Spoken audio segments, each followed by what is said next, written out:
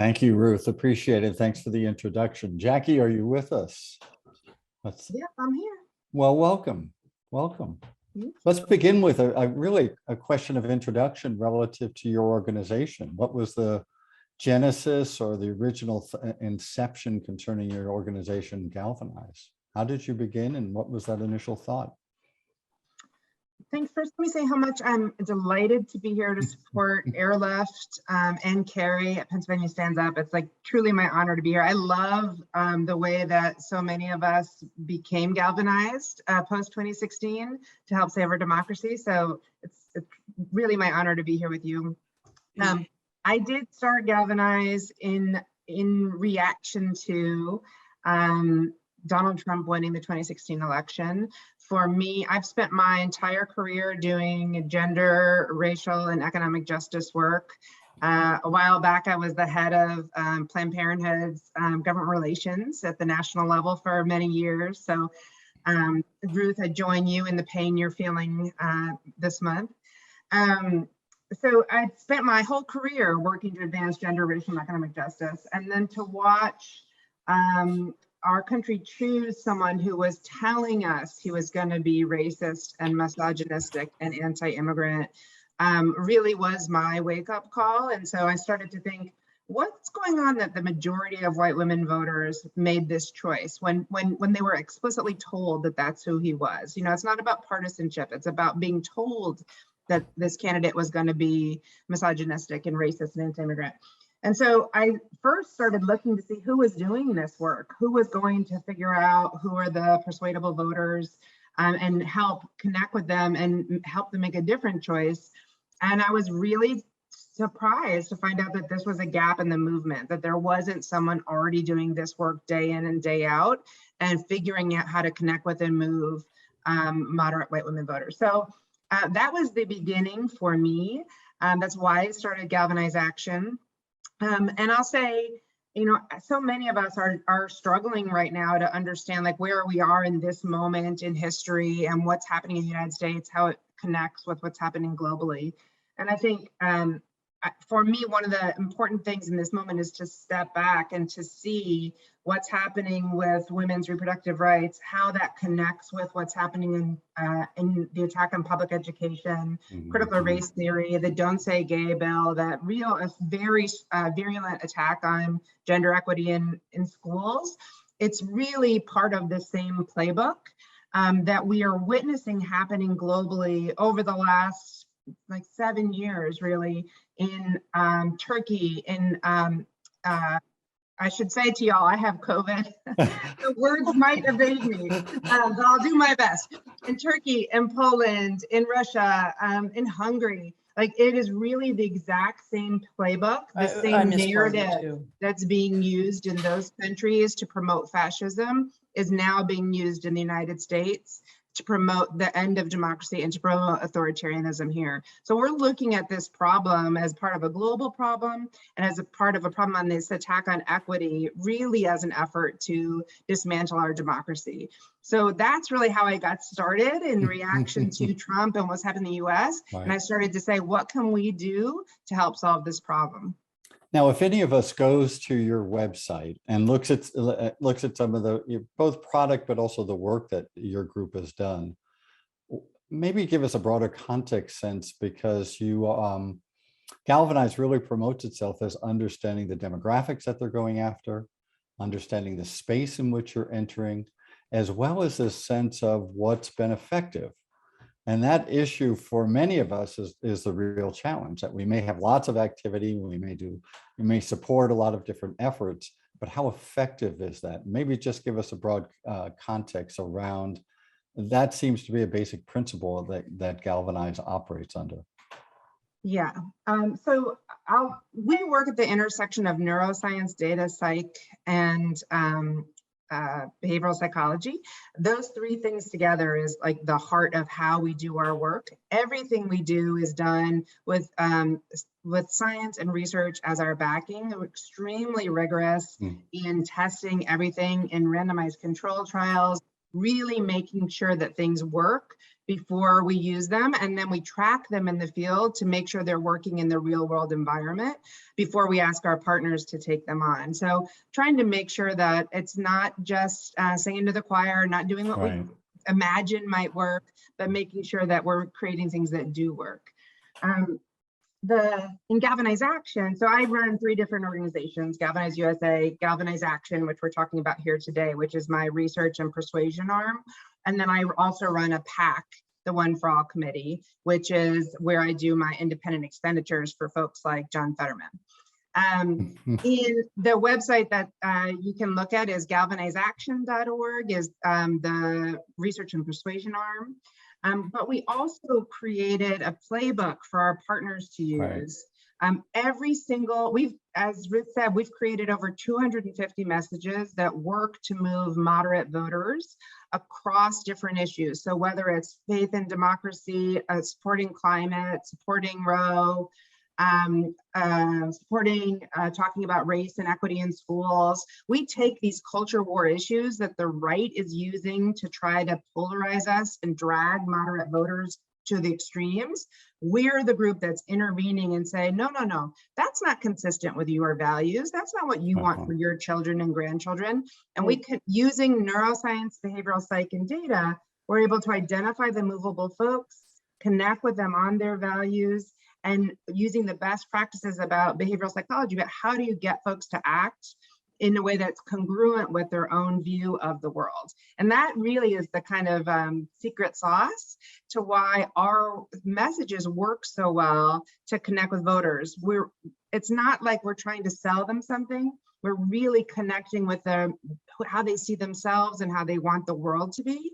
And using those the best lessons from the different sciences, we're able to connect with them and actually move them. So you mentioned your persuasion handbook. Is that the name of it? It's a playbook. Yeah, we created it, and it's I'm sure that my colleague Yvonne Kelly can put it in the website for you. It's playbook.galvanizeaction.org. And that's something we made because we wanted to share what works. We shouldn't be reinventing the wheel as a movement.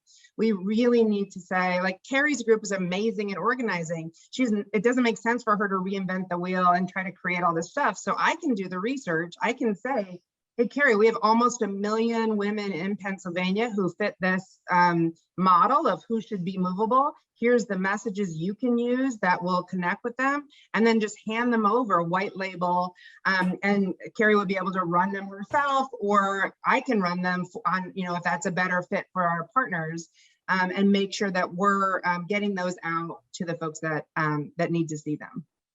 Well, one of the things I think would be helpful for our audience is perhaps to actually see some of this work product. And we have a couple of lined up that you have done, some with a focus on reproductive rights, some with a focus really on broader issues around inspired or not. So Carol has embedded those within a slide deck, and we'll take a look, and maybe you can give us, before you start this, Carol, maybe give us a sense of, was there any specific reason behind the development of this specific ad? Yeah, so before we run it, let me just say why white women too. We often get that question. And what you're going to see in these ads are white women's faces. The part of the neuroscience behind our approach is that we want our audience to see themselves reflected in the ads. The first thing you want to do is have folks say, oh, this is for me, this is for people like me. And so when I don't want you to be surprised when you see these ads, it's designed for an audience of folks who, the reason why we're focused on white women is in Galvanize Action is because of the sheer scale of white women voters. So something I didn't know before I started this was that white women represent 47% of the electorate. In the states that we're in Michigan and Wisconsin and Pennsylvania and Ohio. White men and women together in those states are the vast majority of voters, right? So our approach is you need a both and. We absolutely need to be supporting communities of color, supporting leaders of color, turning out voters of color, and we cannot afford to watch the majority of white women voters be persuaded to vote for folks like Donald Trump who are going to take us into a regressive future. So that's the why behind it. And I've got our, in the playbook, you can see lots of data about the pie charts and graphs and across the country. It'll really lay out for you what the data is and why the math is clear, that we can't afford to ignore this audience. To take you back in the day, you can think of it as too big to fail. So that's the why behind this. Now on choice, what we did is we said, who is movable on reproductive freedom? Some folks have already made their mind up, they're on one extreme or the other, but who is in this group that hasn't quite decided, hasn't made up their mind? What is true about their value structure? So what are the core values that come to the top for this segment? And then what is going on for them in their worldview that we can connect with and move? What you'll see in some of these ads, I think we're only showing you choice ads today, our folks are number one, very high in-group care, which means they're going to respond most to ads that make them think about the issue and any issue in the context of their children, their grandchildren, or those closest to them. You start there and then you move out from that place. If you can connect emotionally with in-group, you can get them to expand that empathy and protection for the quote unquote other. So we start with in-group, we use emotionality. The folks who are movable on reproductive freedom in our constituency tend to be over-indexed in faith, so they tend to be Catholic. And let's see what else. Well, let's show this one and I'll pull up for you any other interesting tidbits that you'll see here. Sounds great. Go ahead, Carol. Thank you. My faith teaches me to have compassion for the complex decisions that each person must make in their life. I believe that the decision to become a parent is deeply personal and that a woman has the right to make reproductive decisions with her doctor, her family, and her faith. It's not my place or the government's to tell her what to do. And that's why I support upholding Roe v. Wade. So you can see the heavy emphasis on in-group care especially, but we're using the faith as a way in so that you're not fact battling or arguing. We're certainly not making a fact or rights-based approach, which is what we normally like to do on the left. But if you're in this population, what we're doing is saying, who are you as a person? What do you want the world to be like? And for so many women, and I pulled this from my days as the head of Planned Parenthood, government relations. For so many women, they can't imagine needing an abortion until they need it or until their child needs it. It's just not a close-in issue. For most of us, we're much more worried about, and this population especially, much more worried about inflation, paying for the gas, like putting food on the table, right? All that stuff is much more present in our lives. And so it's hard to get someone to care about and focus on this conceptual right. What you can do is say, what's very close to you is how you feel about your family, how you want your family to be treated and your loved ones to be treated. So for our women, what we can say is, we're just going to bypass the whole arguments about choice and say, if someone you love were to come to you and say that she had made the decision to have an abortion, then what? Then what? Women are super clear. Then what? Women should be treated with love and respect and dignity. They should be able to get the health care they need without government interference. The ad you just saw and all of our ads are done by real people. This is a volunteer of ours who did deep canvassing with us out of Illinois. She's a real grandma, and that's her real family. But that ad worked exceptionally well with Republicans. When we tested it, 97% of the Republicans we showed this to moved statistically significantly to support Roe v. Wade after seeing that. 29% of the conservative voters went up by 29% in their support for women being able to make the abortion decision on their own without politicians interfering. Right. How about, let's look at another.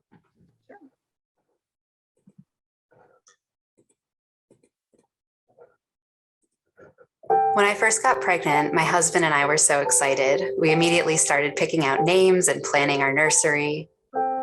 And then I lost the pregnancy. I still think about and grieve that loss, but I'm so grateful I was able to later have my daughter. I was treated with care and dignity during that difficult time, and that's what all women deserve. We all need support to make the best decisions for ourselves and our families without politicians interfering.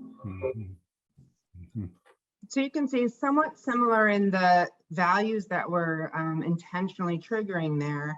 This ad after When I first got pregnant, when rural voters saw that against a placebo in the lab, they went up 18 percentage points more supportive of Roe v. Wade. Conservatives went up 15 percentage points. And usually if you run a persuasion ad, you might hope to move people 2 percentage points. Yeah. So this is very statistically significant movement. And I see the question.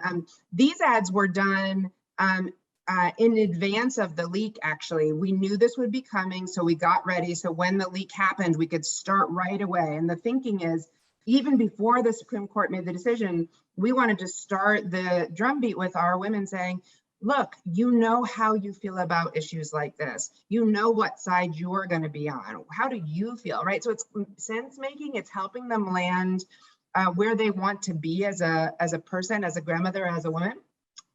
And then we started, after the decision happened, we've been running additional ads that have different endings that take some of these same ones that worked so well and change the endings to talk about now that Roe has been overturned. And we have some other ads that we've created that are done both to help them understand how they feel about the Supreme Court's decision, but then also to help them think about how do they feel about the parties, and then my PAC does, and how do you feel about this candidate? So we're able to do Galvanize Action as a political ads that end with, use the same kind of value structure, but end by saying, I won't vote for any politician who hasn't pledged to restore reproductive freedom, right? I see questions, I'll just pop them in there really quickly. Notice things like the use of reproductive freedom. But one of the reasons we're using that kinds of language is because our population is over-indexed in patriotism and nostalgia. So a lot of the messengers, we're talking about freedom, we're putting this squarely within the context of what America promises us, who we're supposed to be as a country. So instead of fighting that, we're embracing it and saying, yes, this is what it means. If you want to wave the flag with a flag that says freedom, right? And includes this, right? So very much working within their structure. We don't do ads on television. Won't surprise you to hear that like television is going way, way down in terms of like what people are actually watching. We've tracked people online where they are. So we say for this population who is movable on this issue, what shows do they watch? What games do they play, et cetera. So we know they stream reruns of Friends, they like Yellowstone. So we go to those shows when there's, those annoying ads when you're trying to stream and you have to watch for 6 seconds, we're them. And we can tell if someone skips it after 6 seconds or if they watch to completion. So what you want to know is, does it get to do you finish the whole ad? So part of what we do is use the best of science to figure out like what would keep someone watching, what keeps the brain engaged so they won't turn off. And our completion rate for these videos is above industry, the gold star. So you hope for 60%, and we're above the 60% completion rate because we're really connecting with people in a way that resonates with them. That's fantastic. That's good. Let's look at one more. I'm looking at the clock, and I want to get Carrie in just a moment as well. But let's look at one more, somewhat similar. But when I lost my first pregnancy, I was devastated. It was such a hard time for my family, but everyone at the hospital was so kind and supportive, and that made it a little easier. The other day, I passed a woman going into an abortion clinic. She was being screamed at and harassed. I was so upset. It's just not right. Look, when it comes to healthcare, every woman deserves the kind of care and dignity I got. So I will just say to sort of conclude this, so we do get, I want y'all to hear Carrie too. I mean, what Carrie knows and what I know is that for our voters, choice matters, but it is not in the top 1 or 2 or even 3 things that they're going to vote on. For our folks, you have got to address economy and healthcare, and you have to talk to them in a way that wraps choice and reproductive freedom into their worldview and makes it one of the things they care about.